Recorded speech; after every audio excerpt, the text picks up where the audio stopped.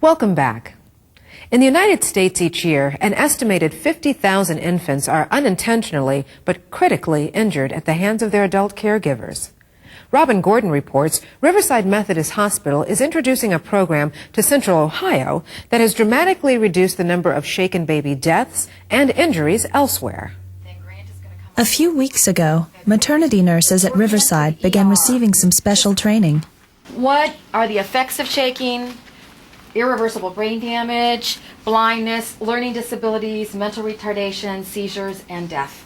Hi, Sienna. I'm Marlene. The nurses, in turn, are now sharing the information with each of their postpartum patients. Sometimes you just have to let the baby cry and cry it out. The potentially tragic consequences of shaking an infant are reinforced through these one-on-one visits, a powerful video presentation, and a goodie bag filled with information and reminders about the danger. The program, which is available to every new mom at Riverside, is being made possible through funding and support from the Ohio Children's Trust Fund, Prevent Child Abuse Ohio at Children's Hospital, and the Columbus chapter of the National Council of Jewish Women. Another instrumental force in getting this program off the ground has been the individual efforts of one OhioHealth employee whose daughter was critically injured while in the care of a babysitter. 3 years after the incident, the child is still struggling to recover.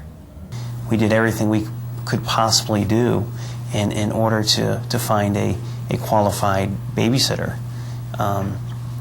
But for whatever reason, our daughter fell victim to something that's very preventable. My wife and I were only a phone call away. If in fact it was the inconsolable crying, if that in fact was the reason why our daughter was shaken, and we were a phone call away. When a baby cries, it's not a reflection of how good the caregiver or the parent is. Babies cry. That's what they do. It's not a reflection of your parenting skills. It's okay to let your baby cry, put it in a safe place, remove yourself. And that's one of the messages we want to get across. Remember, even a small amount of shaking can cause permanent harm.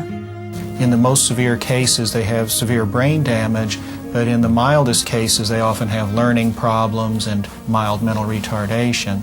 So it's a significant problem. And what we see in the hospitalized intensive care patients is really the tip of the iceberg. Riverside's Shaken Baby Prevention effort is modeled after a program first developed in Buffalo, New York. That program has helped reduce the number of shaken baby cases there by more than 50%.